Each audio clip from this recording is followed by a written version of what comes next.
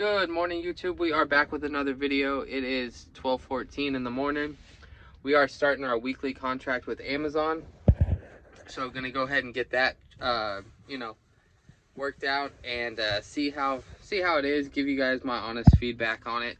There are some things that I do like and I'm not really the biggest fan of, but it's all good, and one being that the pay is guaranteed, meaning like they're not going to cancel on you like when you work the load boards. So that is good. The other thing that I've kind of figured out is and it was talked about in the comments, is they have 8-hour blocks for a solo and they have 13-hour blocks for the solo, which is 11 hours driving but like a 13-hour work window, and that's one that I signed up for. So not really sure the pay is making a whole lot of sense, but we're still going to get it knocked out this week, and then we'll kind of regroup and see where we're at.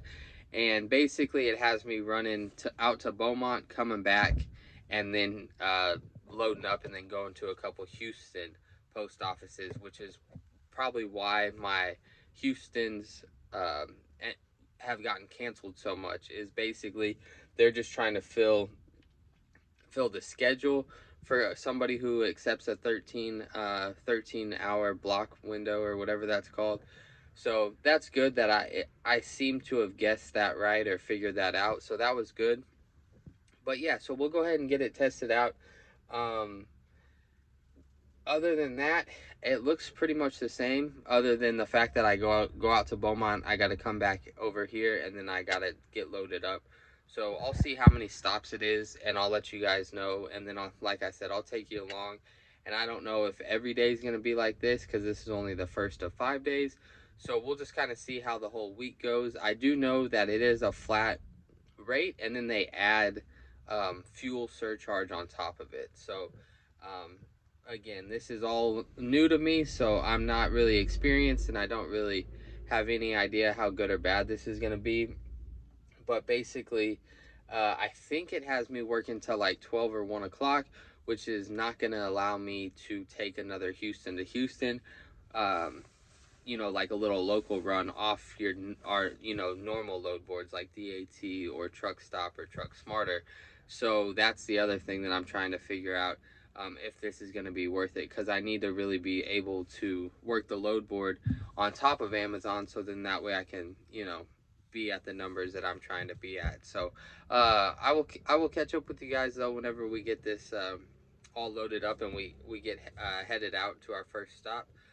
But I did just see a truck with a lift gate that was asked about in the comments, so I'll go ahead and post that. He had his lights on right when I got here, so it looked like he was about to leave, so I went ahead and recorded that first.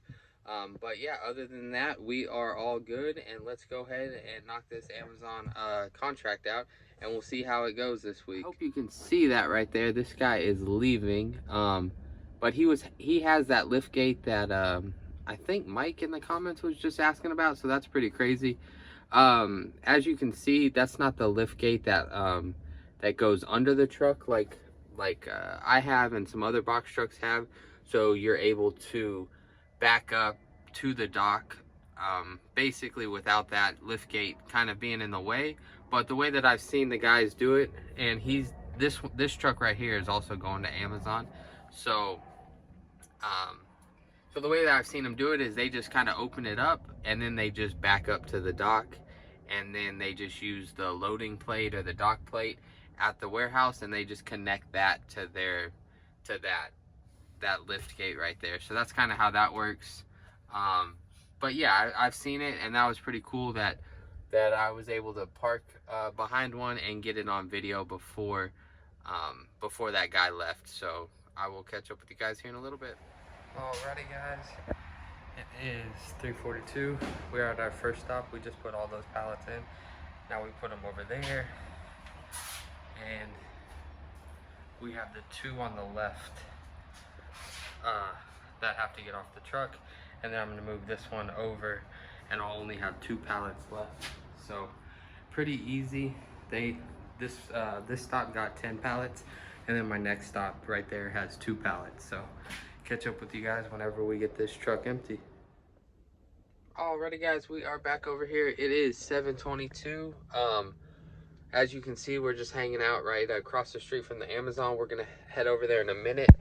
We got to be there by 7:55. So I don't know if I could have gotten there early or not, but I'm just getting there my normal 30 minutes early. And then we'll see what we got. Our first load was just two stops. One stop got 10 pallets and the other stop got 2 pallets. So pretty easy. This one is like I thought I said, I don't know because it's been a while.